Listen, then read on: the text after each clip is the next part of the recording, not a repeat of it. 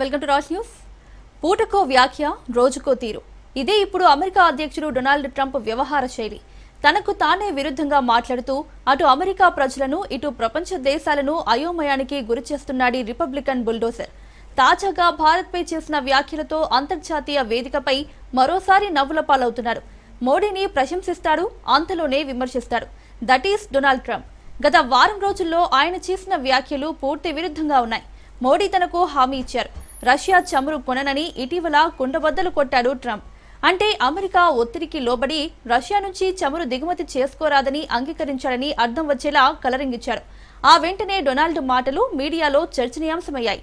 వెంటనే భారత్ సైతం అలాంటిదేమీ లేదని ఖండించింది. ఇంకేముంది, అంతలోనే ట్రంప్ మళ్లీ మాట మార్చాడు. ఇండియాకు జలకిస్తే అటువైపు ఎవరున్నా మాట్లాడరని భావిస్తున్నారు. ఇండియా రష్యా చమురు కొంటే మూల్యం చెల్లించుకోవాల్సిందేనని హెచ్చరిస్తున్నాడు.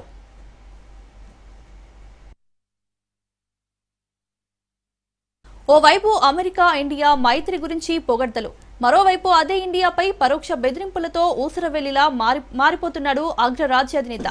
తన కత్తికి రెండు వైపులా పదునున్నట్టు రెచ్చిపోతున్నాడు.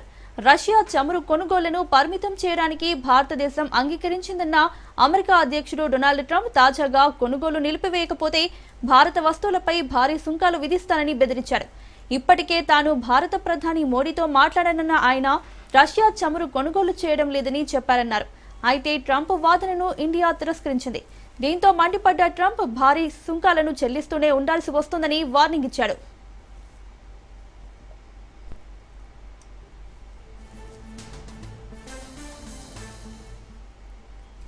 రష్యా ఇండియా చమురు వ్యాపారంతో అమెరికా ఆగమాగమవుతుంది. ఉక్రెయిన్ యుద్ధం ప్రారంభమైన తర్వాత రష్యాపై పాశ్చాత్య దేశాలు ఆంక్షలు విధించాయి. కానీ ఇండియా మాత్రం దేశీయ అవసరాల కోసం రష్యా నుంచి చమురును కొనుగోలు చేస్తూనే ఉంది. ఇది రష్యాకు ఆర్థిక వెసులుబాటు కల్పిస్తోంది. అమెరికా మాత్రం భారత్ అలా చేయడం వల్లే రష్యా యుద్ధం కొనసాగిస్తోందని ఆరోపిస్తోంది. అయితే ట్రంప్ కేవలం హెచ్చరిస్తోంది, ఇండియాను, ప్రధాని మోడీని మాత్రమే కాదనుకోవాల్సి ఉంటుంది.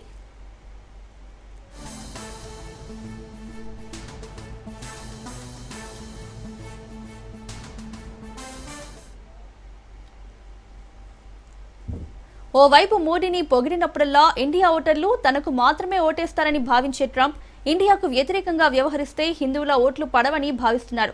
అందుకే మాట్లాడే ప్రతిసారి మోడీ నా స్నేహితుడు, ఇండియాతో మాకు ప్రత్యేక బంధం ఉందని చెప్పి వెనుదిరిగారు.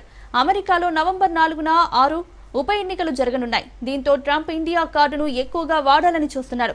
కానీ ఆయన కామెంట్లు చూసినప్పుడు డొనాల్డ్ మానసిక స్థితిపై అనుమానాలు తలెత్తుతున్నాయి. ఇండియా రష్యా చమురు వ్యవహారంపై ఆయన చేసిన వ్యాఖ్యలపై అమెరికా కోపం అర్థమవుతుంది. ట్రంప్కు మెంటల్ అని నోటికి తాళం వేయకుంటే భరించ చిమ్మన్న ఫీలింగ్ ప్రపంచ దేశాల్లో వ్యక్తమవుతోంది.